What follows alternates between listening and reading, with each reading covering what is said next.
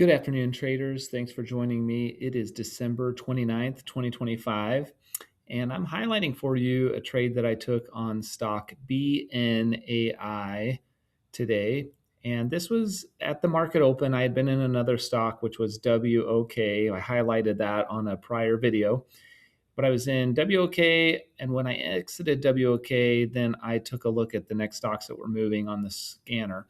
And this is one that had popped up, BNAI.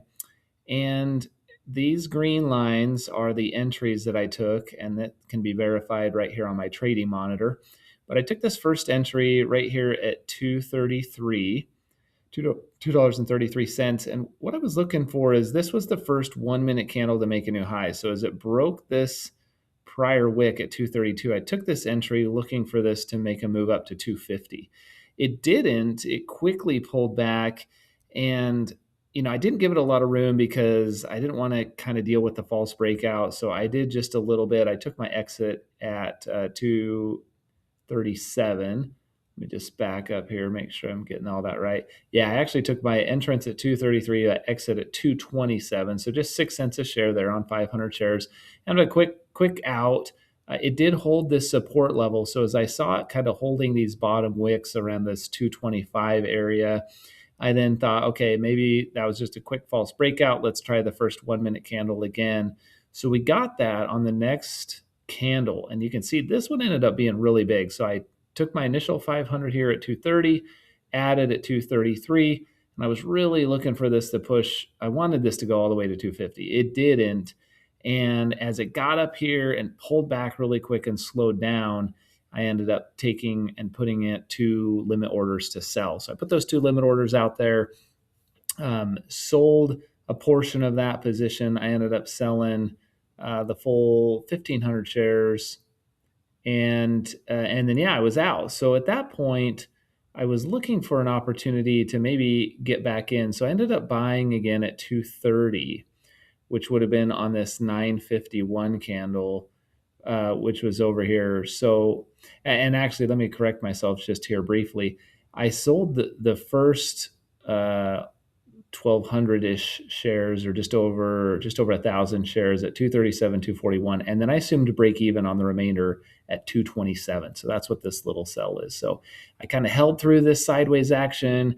We got these topping tails. I really was looking to see if this could give us some more legs up over 250, since it was moving pretty nice here at the market open. We were above the pre-market high, which is the dashed blue line.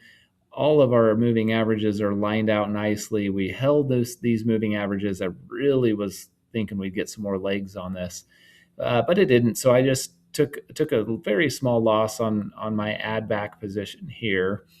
And then I tried it again. I didn't draw all these out, but I tried it again here through the 230s and 233s, which was essentially kind of right in these wicks. I kept thinking, okay, if this will just pop up and get some legs, we can maybe go. And then we had this really big wick happen here, or I shouldn't say really big wick, but we had this quick move, and then it pulled back lower. And I just, reading the level 2, I felt like there's too much selling pressure here. We're really not getting done what we need to get done. So on the 956 candle, which was this one right here at 223, I was out. I bailed. We'd kind of been holding the 21 EMA, which is the white line, but I had just transitioned to strong bear on the TTM, and I don't like that, especially if we've lost the 8 EMA. And I just got out, and boom, just big flush on the next candle. So I got out of that candle right at the end of it, 9:56 and 59 seconds, right as it closed. And literally that sell-off happened within just a few seconds after I exited there. So felt good to get out of that. This ended up being one of my losers today. It was down $417 on that. And those are going to happen, right? I took a chance at it. It was moving pretty nice up through, had some strength here in the market open, and it just didn't work out. So you're going to have trades like that. That's okay. Keep your stops tight, manage your risk. Remember those principles. I'm going to assume that I'm wrong until proven otherwise. I am going to be uncomfortable. I expect to be uncomfortable when I'm trading. That's part of it. The third thing is I add when trade proves me right, and I never add when I'm wrong. And those are the key principles that Tom Hougaard goes over in his book, which is called Best Loser Wins. If you haven't read that, strongly encourage you to do so. It's a great, great book.